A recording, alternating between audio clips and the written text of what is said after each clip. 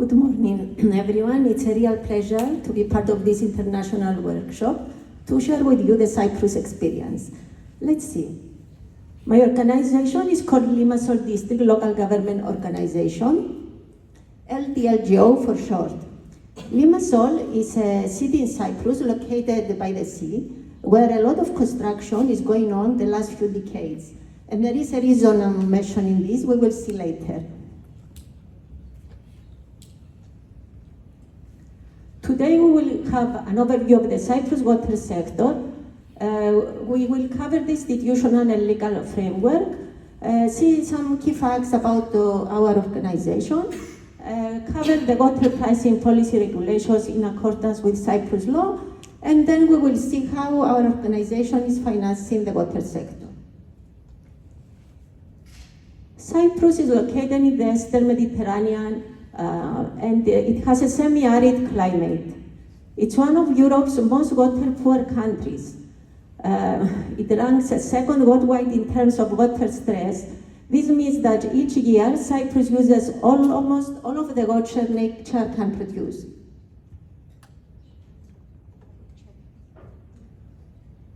Now, the key challenges: unpredictable and uneven rainfall, 40% reduction in surface water runoff over the last 50 years. That's a huge loss. Rising temperatures, these cause increased evaporation and water stress. Economic growth and activity significantly also increases water demand, so water is scarce and costly to access. And high water, and this leads to demand to far exceed available supply. So, combined with groundwater depletion and over-extraction, Cyprus has been forced to rely more heavily on desalination to meet its water needs. Here we have the water use distribution by sector.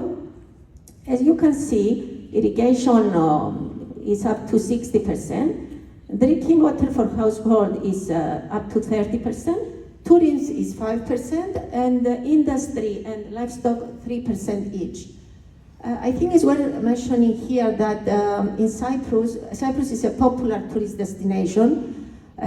Each year about 4 million tourists visit Cyprus, so you can imagine the stress on the water system during the summer period. So, the LDLGO was established by law on 1st July 2024, following a major local government reform in Cyprus. The law resulted in the consolidation of services of sewerage and rainwater drainage, solid waste management, then development licensing, and of course potable water supply. This organization was done by districts, so now in Cyprus we have 5 such organizations. Of course, the goal of this reform is to make local services more efficient and better coordinated. Here I have some figures about my organization. I will concentrate on the water figures. Annual water needs 25 million cubic meters, population served 240,000, and water supply network 1,900 kilometers, and about 100 employees. Annual income 67 million, of course about 26 million is from water, and balance sheet value about 500 million. Okay, as we already mentioned, LDLGO is a legal entity under Cyprus public law. This means it has no share capital like a private company. It's a non-profit organization and no cross-subsidies allowed between the different services. This is very important. The organization pays the government for every cubic meter it gets, either it's from boreholes, desalination plant, or treatment plant, and sells water to domestic and commercial consumers. Through strategic planning, capital investments such as construction of reservoirs are performed. It is self-financed, no government subsidies. Here is the institutional and legal framework for the potable water supply price, the price approval in fact. Until 2008, prices were approved by both the Council of Ministers and the Parliament. From 2009 to 30th June 2024, prices were approved solely by the Council of Ministers. But now, after the 2024 local government reform, under the new legislation, price approvals for local government organizations require a vote by both the Council of Ministers and the Parliament. You can understand that this adds an oversight and extra shared responsibility in price setting. So, the Parliament in February 2014 voted for the Regulatory Administrative Act number 128. This act establishes the legal framework for water pricing policies. It is in line with the EU Water Framework Directive, especially Article 9, and aims to ensure effective water use, sustainability, and full cost recovery. So let's see the provisions of this act. The first provision is full cost recovery principle. Water pricing from the potable water providers to end users must cover full the cost. And by cost, we mean purchase cost, capital expenditure, operating and maintenance, and environmental and resource cost. The second provision is differentiated pricing. Each provider can apply different prices to end users based, of course, on defined criteria. The third provision is rising block tariffs. Each provider encourages efficient water usage by applying higher rates for increased consumption levels. And the fourth provision is a special provision for high-need households. And here we can have a special rate adjustment or larger blocks of consumption so we will be fair on the large families. So, our aim at LDRGO is to maintain a healthy financial position, enabling sustainable development while keeping tariffs as fair as possible, but at the same time accumulating reserves to finance investments for infrastructure. Also ensure full cost recovery using a balanced budget method. Water tariffs are set to fully cover the utilities costs. These costs are all costs included in profit and loss account. I have here water purchase costs, water pumping costs, electricity, the maintenance of pipelines, the maintenance of household connections, employee salaries, rental payments, depreciation, loan interest. What I want to say here is all expenses. Okay, this is our tariff structure per format period. As in Cyprus, we invoice every 3 times a year. In the first column, we have the residential tariff. It comprises of a fixed charge per consumer, a maintenance fee per consumer, and a water consumption tariff. The fixed charge per consumer, the purpose of this is to cover all expenses that do not relate to water, like depreciation, loan interest, and all the overheads. And by doing this, we assure that the organization will be operational no matter of the water consumption. Then we have the maintenance fee per consumer. This is this fee is to cover the maintenance of the household connections, but it is very important for us because this fee does not need approval from the Parliament or the Ministry. So we can act quickly to change our prices by having a board decision and then publishing it in the Gazette, in the public Gazette. And then we have the water consumption tariff per cubic meter. You can notice that we have increasing prices as the consumption range increases, but after 121 cubic meters, we have the prohibitive fee of €5. We want to make sure that the water is used efficiently. Here I have to say that the tariffs, the income from the tariffs should cover the expenses that relate to water, like the cost of acquiring the water, the chemicals, the electricity. And normally we do this within the first 2 ranges to make sure that we get what we want. On the second column, I have the families, the special rate for the families with more than 5 members. The structure is still the same, fixed charge, maintenance fee, water consumption tariff, but you can notice that the price per cubic meter is exactly the same as the price per cubic meter for the residential tariff, but we are allowing more consumption range. We are increasing the consumption rate. There it goes from every 60, here in the residential every 40. So this is more fair to people with large families because of course they consume more water. But we still have the prohibited fee above 161 because we still want them to use the water efficiently. And the consumption is for 1 month? For 4 months? It's for more months. It's for 4 months the consumption. Okay, we also have industrial and commercial tariff.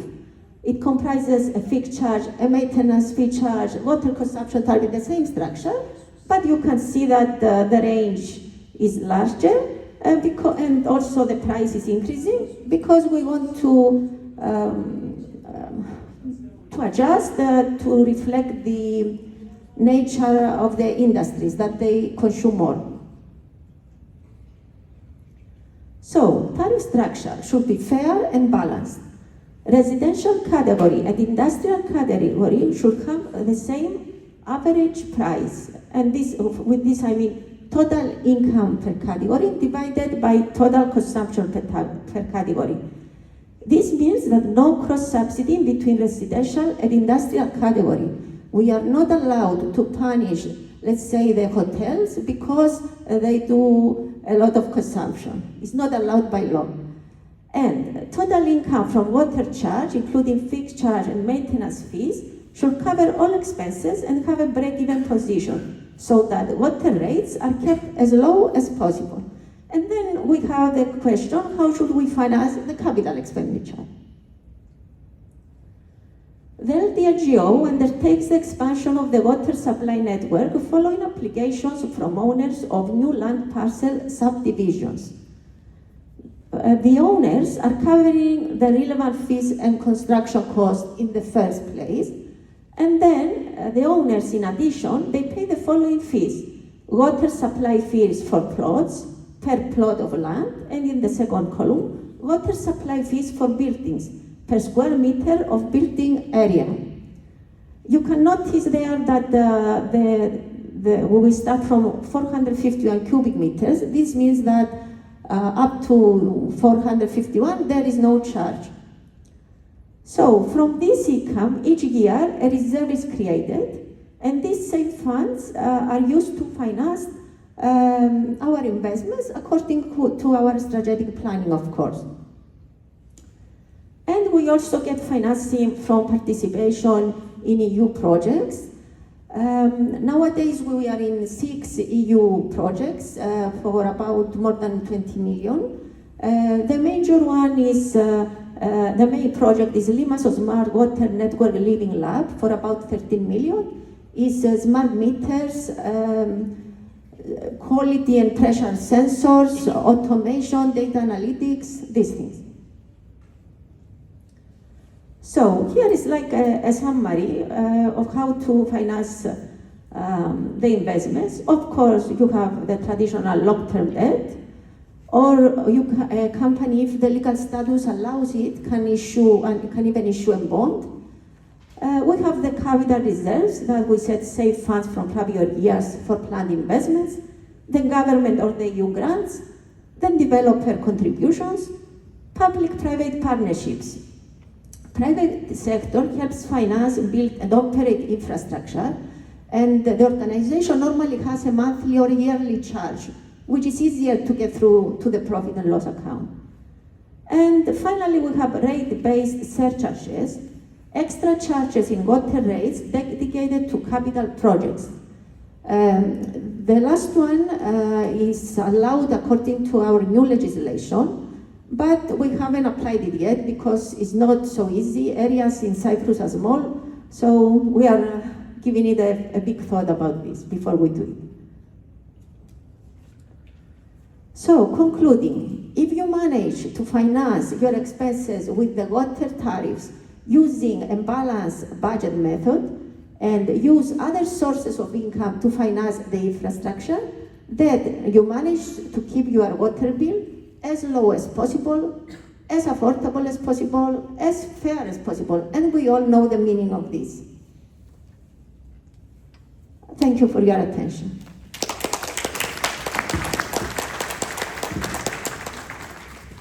Thank you, Frini. Ca să rezum un pic, cifrele au fost pentru, și mie a fost un pic dificil să urmăresc până m-am uitat mai atent, la 4 luni.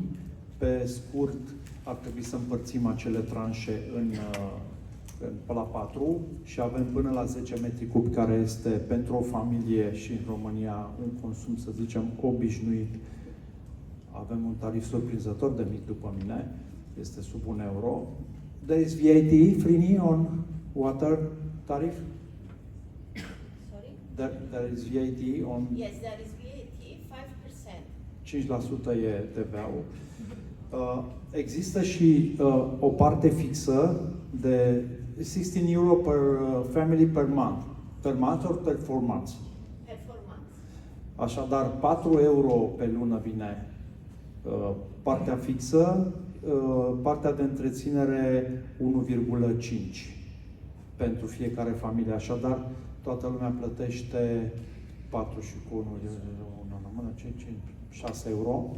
De la bun început, toată lumea dă 30 de lei, după care începe și plătește 5 lei pe fiecare metru cub de apă. Ceea ce este, să zic, puțin comparativ cu ce avem noi acum în România, pe apă, numai pe apă.